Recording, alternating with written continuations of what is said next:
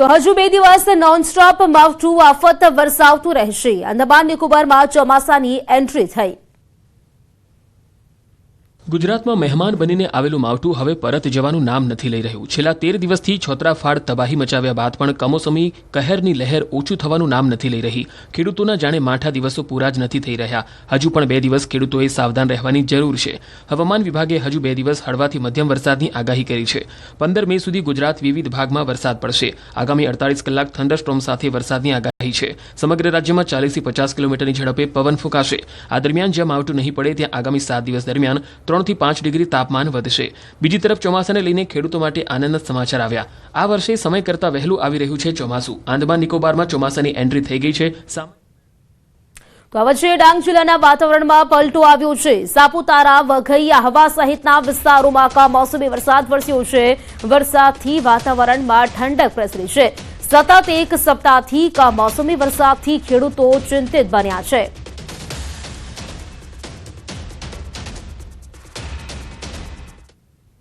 અરવલ્લીના મેઘરજના બીટી છાપરા વિસ્તારમાં મિની વાવાઝોડું ત્રાટક્યું. રસ્તા પર ઠેર ઠેર વૃક્ષો ધરાશાયી થઈ ગયા. વીજ તાર પણ તૂટી પડતા વિસ્તારમાં વીજ પુરવઠો ખોરવાયો હતો.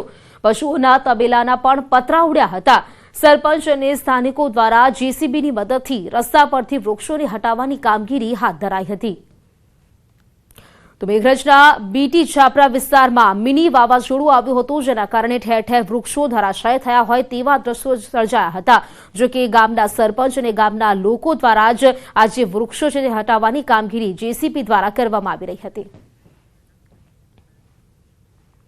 તો ગાંધીનગરમાં આજે કેબિનેટની બેઠક. સીએમની અધ્યક્ષતામાં સવારે 10 વાગે બેઠક મળશે. બનાસકાંઠાના વિભાજન અંગે નિર્ણય લેવાઈ શકે છે. તો સાથે જ પાક નુકસાનીના રિપોર્ટ અંગે પણ સમીક્ષા કરવામાં આવશે.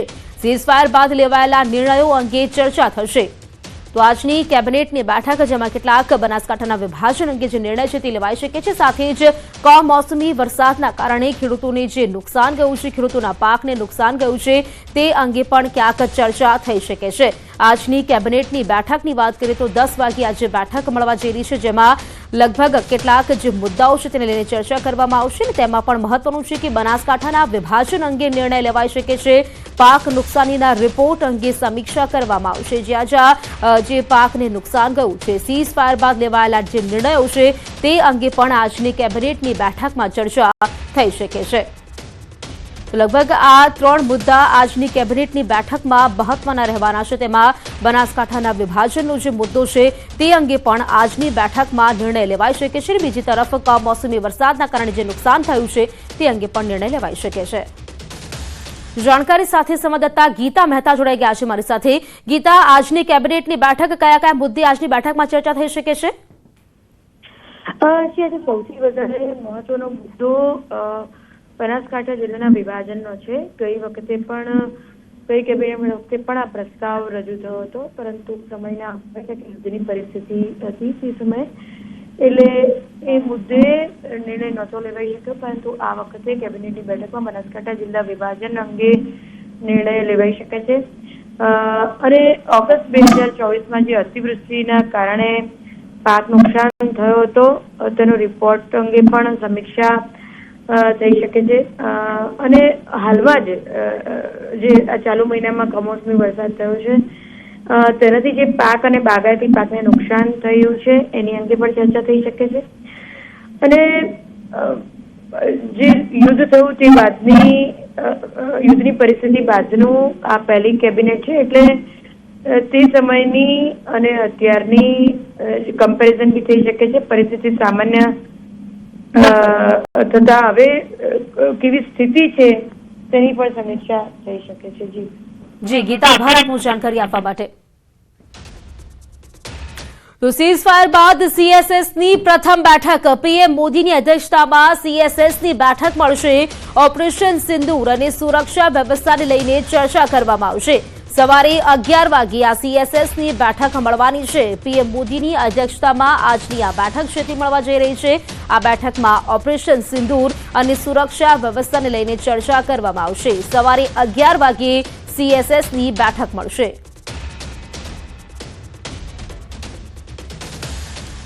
તો રાજસ્થાનમાં શાળાઓ અને કોલેજોના અભ્યાસક્રમમાં ઓપરેશન સિંદૂર શીખવવામાં આવશે। રાજસ્થાન સરકાર શાળાઓ અને કોલેજોના અભ્યાસક્રમમાં ઓપરેશન સિંદૂરનો સમાવેશ કરશે। સરકાર આ નવા સત્રથી તેને અભ્યાસક્રમમાં સામેલ કરશે।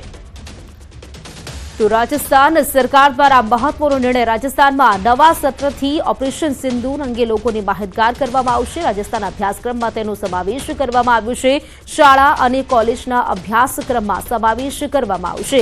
નવા સત્રથી આ સમાવેશ કરાશે। રાજસ્થાન સરકાર દ્વારા આ મહત્વનો નિર્ણય, જેમાં નવા સત્રથી ઓપરેશન સિંદૂર વિશે અભ્યાસક્રમમાં સામેલ કરવામાં આવશે। જે વિદ્યાર્થીઓ છે તેમને માહિતગાર કરવામાં આવશે। શાળાના વિદ્યાર્થીઓ છે, કોલેજના વિદ્યાર્થીઓ છે, શાળા કોલેજના અભ્યાસક્રમમાં તેનો સમાવેશ કરવામાં આવશે। અમદાવાદના નારણપુરામાં રફતારનો કહેર। મહિલા કાર ચાલકે બાઇકને અડફેટે લીધું છે, જેમાં એક યુવકનું ઘટના સ્થળે જ મોત થઈ ગયું છે। એક ઇજાગ્રસ્ત અકસ્માત બાદ મહિલા કાર છોડીને ફરાર થઈ ગઈ છે।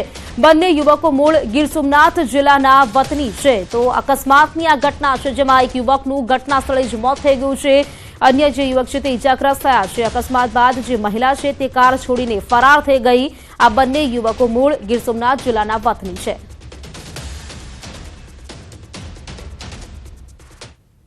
વધુ જાણકારી સાથે સંવાદદાતા સંજય મારી સાથે જોડાઈ ગયા છે। તેમની પાસેથી વધુ માહિતી આ વિશે મેળવીશું। સંજય, રફતારનો કહેર છે, ક્યાંક અટકવાનું નામ નથી લઈ રહ્યો। વધુ એક અકસ્માતની ઘટના છે, યુવકનું ઘટના સ્થળે જ મોત। માહિતી શું છે આ મામલે?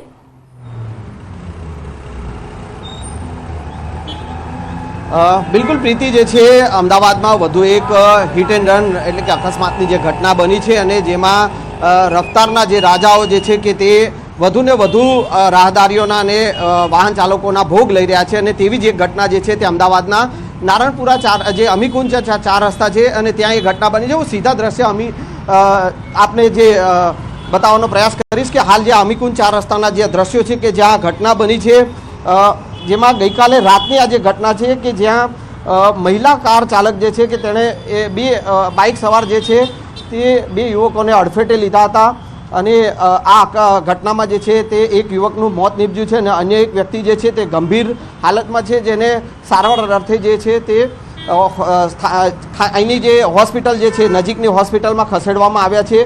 બંને યુવકો મૂળ ગીર સોમનાથના વતની હોવાની વિગતો હાલ સામે આવી છે અને ગીર સોમનાથના આર્યન બારડ અને બ્રિજેશ ડોડિયા નામના જે આ વ્યક્તિ હતા ને જેમાંથી એક વ્યક્તિનું મોત નીપજ્યું છે, જ્યારે અન્ય એક વ્યક્તિ જે છે તેને 108 મારફતે જે છે તે ખાનગી હોસ્પિટલમાં ખસેડવામાં આવ્યા છે। અને હાલ આપ દ્રશ્ય જોઈ શકો છો કે આ એ અમીકુંજ 4 રસ્તા છે।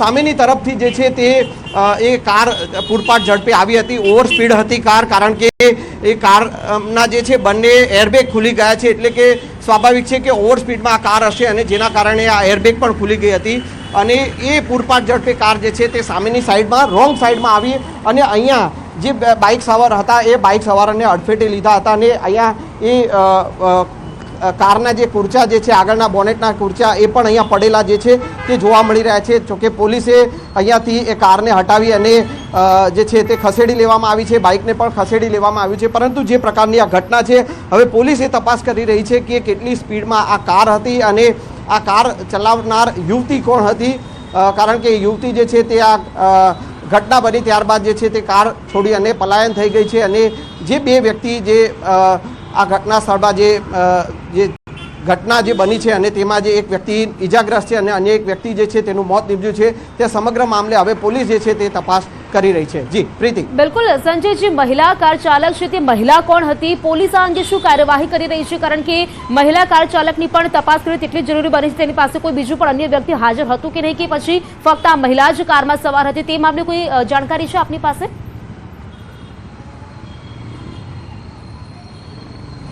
પ્રીતિ, જે છે હાલ પોલીસે આ સમગ્ર જે ઘટના બની છે, ગઈકાલે રાતની આ ઘટના છે અને ગઈકાલે રાત્રે જ્યારે આ ઘટના બની ત્યારે અહીંયા સ્થાનિક લોકોના ટોળા પણ એકત્રિત થઈ ગયા હતા। પોલીસ પણ અહીંયા ઘટના સ્થળે પહોંચી હતી અને પોલીસે સમગ્ર મામલો જે છે તે હાથમાં લીધો છે। જો કે એ યુવતી જે છે તે કાર છોડી અને પલાયન થઈ ગઈ હતી, એટલે કે હવે પોલીસે અહીંયાથી જે કાર કબજે કરી છે, જે કુર્ચા આગળનો જે બોનેટના ભાગના કુર્ચા વળી ગયા છે, એટલે કે ઓવર સ્પીડમાં કાર હતી અને જે વ્યક્તિનું મોત નીપજ્યું છે અને અન્ય એક વ્યક્તિ ઇજાગ્રસ્ત છે, જેને સારવાર અર્થે હોસ્પિટલમાં ખસેડવામાં આવ્યા છે। પોલીસ હવે એ તપાસ કરી રહી છે કે એ કાર કોની હતી અને આ જે મહિલા આ કાર ચલાવી રહી હતી એ કોણ હતી, તેની સાથે અન્ય કોઈ વ્યક્તિ હાજર હતું કે કેમ કારમાં, તે પણ તપાસ કરી રહી છે. કારણ કે હાલ હવે એ તપાસનો વિષય છે અને પોલીસે એ કાર કબજે લઈને હવે આગળની તપાસ જે છે તે પોલીસ કરી રહી છે. જી પ્રીતિ. બિલકુલ સંજય, આભાર આપનું જાણકારી આપવા માટે. તો અમદાવાદના નારણપુર વિસ્તારની આ ઘટના છે, જે પ્રકારે આપે જોયું છે કે અકસ્માતની ઘટના જેમાં એકનું ઘટના સ્થળે જ મોત થઈ ગયું છે. અમદાવાદમાં વધુ એક અકસ્માતે એક યુવકનો ભોગ લીધો છે. આ ઘટના જે છે તે ગઈકાલે રાતની છે અને ગઈકાલે રાત્રે નારણપુરા પોસ્ટ ઓફિસ પાસે આ ઘટના બની હતી અકસ્માતની, જેમાં આપ જોઈ શકો છો કે આ ક્રેટા કાર ચાલક જે છે કે તેણે બેફામ જે રીતે આ જે કાર હંકારી હતી અને તેમાં એક બાઇક સવાર જે છે તે બાઇક સવારને અડફેટે લીધા હતા. અને જે પ્રકારની આ જે ઘટના છે આપ જે જોઈ શકો છો કે જે અકસ્માત જે સર્જાયો છે ને તેમાં આગળની સાઈડનો જે કુર્ચા ઉડી ગયા છે અને ટાયર પણ ફાટી ગયું છે. તે પ્રકારની આ ઘટના છે. એટલે કહી શકાય કે જે અકસ્માત સમયે આ કારની સ્પીડ જે છે તે વધારે રહી હશે અને તેના કારણે જ આ આગળનો જે ભાગ જે છે તે બેન્ડ વળી ગયો છે અને કુર્ચા ઉડી ગયા છે. બાઇક પણ હું આપને બતાવીશ કે આપ જે બાઇક સવારને જે અડફેટે લીધો હતો અને તેમાં આ ઘટના જ્યારે સર્જાઈ ત્યારે સ્થાનિક લોકોના ટોળા પણ એકત્રિત થઈ ગયા હતા અને આ ઘટનામાં એક વ્યક્તિનું મોત થયું છે, જ્યારે અન્ય એક વ્યક્તિ જે છે તેને ઈજા પહોંચી છે અને સારવાર અર્થે નજીકની હોસ્પિટલમાં ખસેડવામાં આવ્યા છે.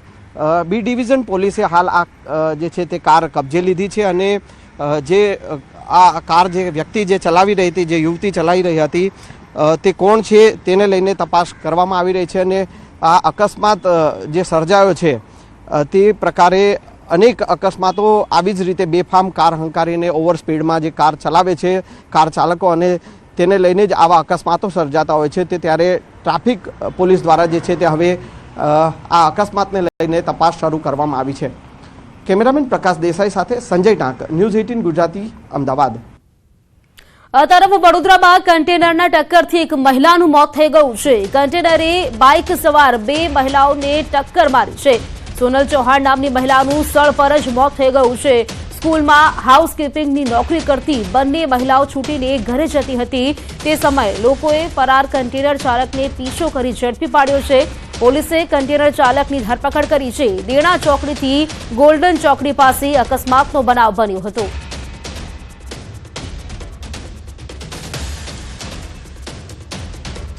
તો વડોદરામાં પણ અકસ્માતની ઘટના, કન્ટેનરની ટક્કરથી એક મહિલાનું મોત થઈ ગયું છે. મહેસાણામાં અકસ્માતમાં 4 લોકોના મોત થઈ ગયા. કડી અને નંદાસણ વચ્ચે ગમખ્વાર અકસ્માત સર્જાયો છે. રિક્ષા અને આઈસર ટ્રક વચ્ચે અકસ્માત સર્જાયો, જેમાં 4 લોકોના મોત થઈ ગયા છે. 2ને ગંભીર ઈજાઓ પહોંચી છે. ઈજાગ્રસ્તોને સારવાર માટે ખસેડવામાં આવ્યા છે. તો મહેસાણામાં પણ અકસ્માતની ઘટનામાં 4 લોકોના મોત થઈ ગયા છે અને 2 લોકો ગંભીર રીતે ઇજાગ્રસ્ત છે.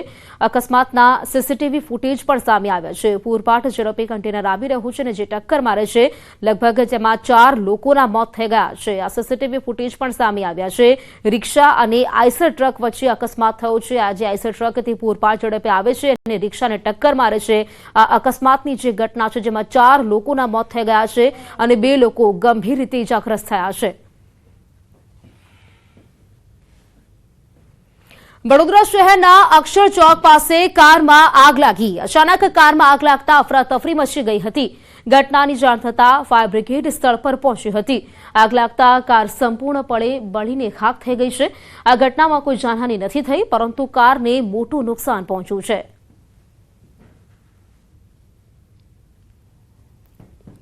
તો શહેરના અક્ષર ચોક પાસેની આ ઘટના, કારમાં આગ લાગી હોવાની ઘટના સામે આવી છે. કારમાં આગ લાગતા અફરાતફરી મચી ગઈ હતી. જોકે આમાં કોઈ જાનહાનિના સમાચાર નથી. આમાં સંપૂર્ણપણે કાર બળીને રાખ થઈ ગઈ છે.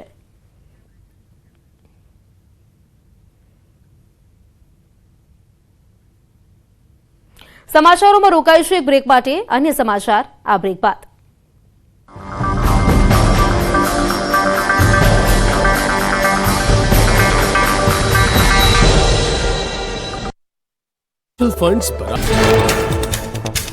અમરેલી જિલ્લાના ખાંભા શહેર અને ગ્રામ્ય વિસ્તારમાં વરસાદી માહોલ યથાવત.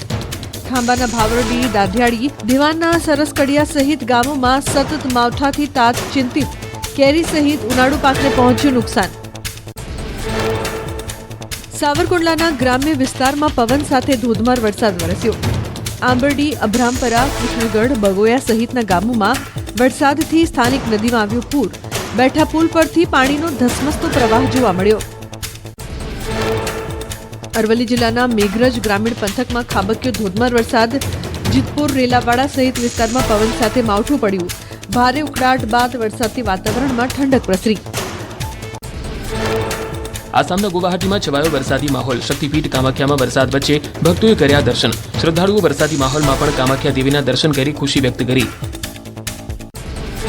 આસામના ઘણા ભાગોમાં વરસ્યો વરસાદ. દિસપુરમાં ગાજવીજ સાથે ભારે વરસાદથી વાહન વ્યવહાર થયો પ્રભાવિત. ટ્રાફિક જામના કારણે જનજીવન થયું હતું અસરગ્રસ્ત. મહારાષ્ટ્રના પુણેમાં વિવિધ વિસ્તારમાં જોવા મળ્યો વરસાદી માહોલ. વરસાદના કારણે વિઝિબિલિટી ઘટતા વાહન ચાલકોને પડી હાલાકી. અતિશય બફારા વચ્ચે વરસાદથી વાતાવરણમાં આંશિક ઠંડક ફેલાઈ. ચોમાસાને લઈને આનંદના સમાચાર. સમય કરતા વહેલું આવી રહ્યું છે ચોમાસું. આંદામાન નિકોબારમાં ચોમાસાની એન્ટ્રી. સામાન્ય કરતા 2 દિવસ વહેલું આવ્યું ચોમાસું. હવામાન વિભાગે કરી મોટી જાહેરાત. 3-4 દિવસમાં અરબ સાગરમાં એક્ટિવ થશે ચોમાસું. આઈએમડીએ 6 મેના રોજ અનુમાનમાં આપી હતી 13 મેની તારીખ. આંદામાનમાં 15 મેના રોજ થાય છે ચોમાસાની શરૂઆત. ગુજરાત પરથી નથી ટળ્યું માવઠાનું જોખમ. 15 મે સુધી કમોસમી વરસાદની હવામાન વિભાગે કરી આગાહી. આગામી 48 કલાક થંડરસ્ટોર્મ સાથે પડી શકે વરસાદ. રાજ્યના કેટલાક વિસ્તારોમાં આગામી 2 દિવસ સામાન્યથી મધ્યમ વરસાદ પડી શકે. 40 થી 50 કિલોમીટરની ઝડપે પવન ફૂંકાશે. આગામી 7 દિવસ દરમિયાન તાપમાનમાં 3 થી 5 ડિગ્રીનો થશે વધારો. પોરબંદર જિલ્લામાં કમોસમી વરસાદના કારણે ખેતીના પાકને વ્યાપક નુકસાન. જો કે બરડા પંથકમાં ઓછા વરસાદના કારણે કેરીનો પાક બચી ગયો. કાટવાડા, હનુમાનગઢ, બિલેશ્વર, ખંભાળા સહિતના ગામોની કેસર કેરીની દેશ વિદેશમાં સારી રહે છે માંગ. જૂનાગઢ માર્કેટિંગ યાર્ડ કેસર કેરીથી ઉભરાયું. યાર્ડમાં ચાલુ સિઝનમાં કેરીની રેકોર્ડ બ્રેક આવક. એક જ દિવસમાં 28,000થી વધુ કેરીના બોક્સની આવક થઈ. ચાલુ સિઝનમાં 2 લાખથી વધુ બોક્સની આવકનો અંદાજ. કેસર કેરીના બોક્સથી જૂનાગઢનું માર્કેટિંગ યાર્ડ થયું હાઉસફુલ. કેસર કેરીના 10 કિલોના બોક્સના 1,000થી લઈને 1,300 રૂપિયા સુધી.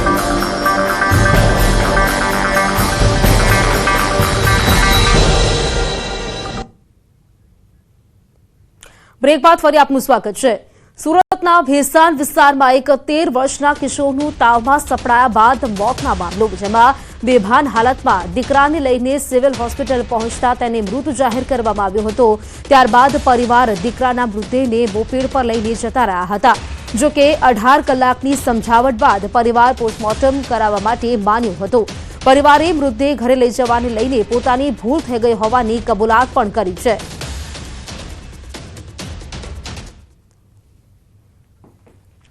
તો જાણકારી સાથે સંવાદદાતા કીર્તેશ જોડાઈ ગયા છે. કીર્તેશ, 23 વર્ષીય પરિણીત શિક્ષિકાને ગર્ભપાતની મંજૂરી, જાણકારી શું?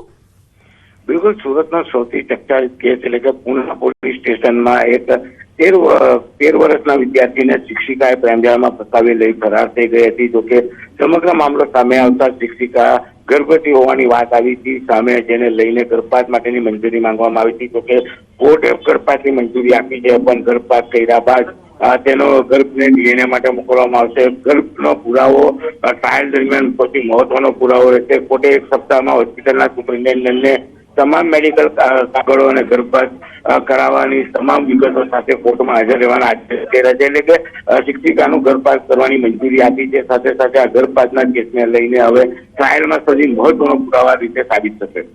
બિલકુલ કીર્તેશ, આભાર આપનો જાણકારી આપવા માટે. વડોદરાના વાઘોડિયાના ટીમ્બી ગામમાં વીજપોલ પર કામ કરતા કોન્ટ્રાક્ટરના વીજકર્મીનું કરંટ લાગવાથી મોત થયું છે. પોલ પરથી નીચે પટકાતા બાદ તેને સારવાર દરમિયાન આ યુવકનું મોત થઈ ગયું છે. FRT single LT line repair કરવાના કોન્ટ્રાક્ટમાં કામ કરતા 24 વર્ષીય ગૌરાંગ રમણભાઈ બારિયાનું મોત થયું છે. વાવાઝોડા દરમિયાન એલટી કેબલની લાઇન તૂટી પડવાની ફરિયાદ મળી હતી અને એલટી લાઇન રિપેર કરતા 11 કેવીની લાઇનને હાથ અડી જતા કરંટ લાગ્યો હતો. કામ કરતી વખતે એમજીવીસીએલ અને કોન્ટ્રાક્ટરના કર્મચારી વચ્ચે સંકલનનો અભાવ પણ જોવા મળ્યો. એમજીવીસીએલની લાઇનમેટ બંધ કરે તે પહેલા કામગીરી શરૂ કરતા આ બનાવ બન્યો છે, તેવો એમજીવીસીએલે લૂલો બચાવ કર્યો છે. 3 બહેન વચ્ચે એકના એક ભાઈના મોતથી પરિવાર શોકાતુર બન્યા છે. એફઆરટીના માણસોને એલટીનો પાવર તો બંધ કરેલો હતો, પરંતુ સદર જગ્યાએ 11 અને એલટી બંને વેકપોલ પર છે, તેથી 11નો પણ પાવર બંધ કરવા માટે સ્ટાફની રાહ જોવા માટે જણાવવામાં આવેલો હતો, પરંતુ તેઓને સ્ટાફની રાહ જોતા પહેલાં સ્ટાફ અહીંયા પહોંચે ત્યાર પહેલાં સદર એલટી પર કામ કરવા માટે ચડી ગયેલા હતા, જેના કારણે એમનો હાથ लाइन पर अड़ी जता आकस्मिक बनाव बनेलो है। सप्लाई जो काम करता है अमूमन उसी की जिम्मेदारी होती है कि उसको सप्लाई देख करके कौन सी सप्लाई बंद करानी है, कौन से नहीं बंद करानी, ये शटडाउन वो जो भी मांगेगा उसको शटडाउन दिया जाता है। शटडाउन उसको मांगना पड़ता है इसके अंदर, क्योंकि हर कोई अलग अलग जगह पे अलग अलग प्रकार के क्षेत्र पे काम करता है, तो जहाँ पे जरूरत होती है वहाँ पे लाइनमैन मांगते हैं। यहाँ पे उसको एलटी लाइन पे काम करनी थी, इसलिए उसको लगा होगा लाइनमैन को कि नहीं बिना सप्लाई बंद किए फ्यूज निकाल करके एलटी लाइन काट के और सप्लाई चालू की जा सकती है, तो ज्यादा बड़े एरिया को उसने बंद नहीं करके छोटे एरिया को आइसोलेट करके उसने काम किया हुआ। તો સુરતના વેસાણ વિસ્તારમાં એક 13 વર્ષના કિશોરનું તાવમાં સપડાયા બાદ મોતના મામલે જેમાં બેભાન હાલતમાં દીકરાને લઈને સિવિલ હોસ્પિટલ પહોંચ્યા હતા અને તેને મૃત જાહેર કરવામાં આવ્યો હતો। જો કે ત્યારબાદ જે પરિવાર છે તેના મૃતદેહને જે 2 વ્હીલર પર લઈને તે લોકો ઘરે પહોંચ્યા હતા અને ત્યારબાદ સમજાવટ બાદ 18 કલાકની સમજાવટ બાદ આ પરિવાર છે તે તેમના દીકરાના પોસ્ટમોર્ટમ માટે સમજ્યા હતા। गलती एक्सेप्ट करते हो? हाँ, तो गलती तो जब लेके गए हैं तो गलती तो होगा ही नहीं। जब शरीर गर्म था तो सोचे तो सही है, कहीं लेके जाएंगे तो एक लड़का बच जाएगा। बस 2 दिन पहले से चल रहा था, दवाई उवाई खाया तो सही हो गया, परसों भी सही था, कल सुबह भी खेला उधर खाना उना खाया, सब कुछ किया। વડોદરા શહેરમાં રોડ રસ્તા પર ખોદેલા ખાડાઓ લોકો માટે જીવનું જોખમ સાબિત થયા છે। મોટાભાગના વિસ્તારોમાં વરસાદી ગટર અને પાણી તેમજ રોડના કામો ચાલી રહ્યા છે, જેના કારણે ખાડાઓ ખોદેલા છે। તમે જુઓ કે વડોદરા શહેરમાં રોડ રસ્તા ગટર ડ્રેનેજ બધી સુવિધા હોવી જોઈએ, વેરાનું વળતર હોવું જોઈએ, પણ એમાં પણ કોન્ટ્રાક્ટરોની મિલીભગતના કારણે કામ થઈ જાય છે તો પણ એક મહિના સુધી ખાડા એવા ને એવા રહેવા દેવામાં આવે છે। આગળ થઈને ખાડા બહુ છે અને અમે ક્યાંય બી નીકળીએ ત્યાં આગળ ખાડાના લીધે પાણી બી ભરાય છે। વચ્ચે વાવાઝોડું આવ્યું ત્યારે બી બહુ પ્રોબ્લેમ થયો હતો, તો આ ખાડાને એવું બધું વહેલું પૂરાઈ જાય તો સારું, એટલે થોડી ઓછી તકલીફ પડે જવા આવવામાં, બહાર નીકળવામાં બધી રીતે। સત્તા પર બેઠેલા લોકો L1 ટેન્ડર હોય એને L2 વાળાને બી આપી દે છે, એટલે વડોદરા શહેરના નગરજનોને ચૂંટણીમાં બતાડવા માટે ઠેર ઠેર કામ ચાલુ છે એવું પ્રદર્શન કરી રહ્યા છે। અને ગુજરાત સ્ટેટ ફૂટબોલ એસોસિએશન દ્વારા આયોજિત ગુજરાત સુપર લીગ 2માં વડોદરા વોરિયર્સની શાનદાર જીત થઈ છે। મંગળવારે અમદાવાદ એવેન્જર્સ અને વડોદરા વોરિયર્સ વચ્ચે ફાઇનલ મેચ અમદાવાદમાં રમાઈ હતી, જેમાં બંને ટીમો શરૂઆતથી જ આક્રમક રમત રમતી હતી। હાફ ટાઈમ સુધી બંને ટીમનો સ્કોર 0 હતો। બંને ટીમો ગોલ કરવામાં સફળ ન થતા મેચનું રિઝલ્ટ પેનલ્ટી શૂટ આઉટ કરી લેવામાં આવ્યું હતું। આખરે વડોદરા વોરિયર્સ 6-5 મેચ જીતી ગયું। અમદાવાદ એવેન્જર્સ દ્વારા 2 પેનલ્ટી વેસ્ટ કરવામાં આવી અને વડોદરા વોરિયર્સ દ્વારા 1 પેનલ્ટી વેસ્ટ કરવામાં આવી, જેમાં વડોદરા વોરિયર્સના રોહિત ચાવડાને સુંદર રમત બદલ મેન ઓફ ધ મેચનો એવોર્ડ મળ્યો। જીએસએફએ દ્વારા રનરઅપ ટીમ અમદાવાદ એવેન્જર્સને 5 લાખ અને ચેમ્પિયન ટીમ વડોદરા વોરિયર્સને 11 લાખ પ્રાઇઝ મની તરીકે આપવામાં આવ્યા। આ પ્રાઇઝ ડિસ્ટ્રીબ્યુટર્સમાં ગુજરાત સરકારના AD chief secretary Mukesh Puri, Rajasthan state football એસોસિએશનના સેક્રેટરી તથા ટ્રેઝરર મુખ્ય મહેમાન તરીકે ઉપસ્થિત રહ્યા હતા। આ ઉપરાંત ગુજરાત સ્ટેટ ફૂટબોલ એસોસિએશનના સભ્યો પણ ઉપસ્થિત રહી ખેલાડીઓનો ઉત્સાહ વધાર્યો હતો। તો અમદાવાદ એવેન્જર્સને ફાઇનલમાં હરાવ્યું છે। બંને ટીમો શરૂઆતથી જ આક્રમક ગેમ રમી હતી। પેનલ્ટી શૂટઆઉટમાં 6-5થી વડોદરા વોરિયર્સની જીત થઈ છે। અમદાવાદ ખાતે આ મેચ રમાઈ હતી, જો કે વિનર ટીમને 11 લાખ અને રનરઅપને 5 લાખનું ઇનામ છે તે આપવામાં આવ્યું છે। તો આજે મેચ છે અમદાવાદ ખાતે રમાઈ હતી। હાફ મેચ સુધી ક્યાંક વાત કરીએ તો બંને ટીમો ગોલ કરવામાં સફળ ન હતી, પરંતુ હાફ મેચ બાદ ક્યાંક ગોલ કરવામાં આવ્યો હતો। વડોદરા વોરિયર્સની જીત થઈ છે। અમદાવાદ ખાતે આ જે મેચ છે તે રમાઈ હતી।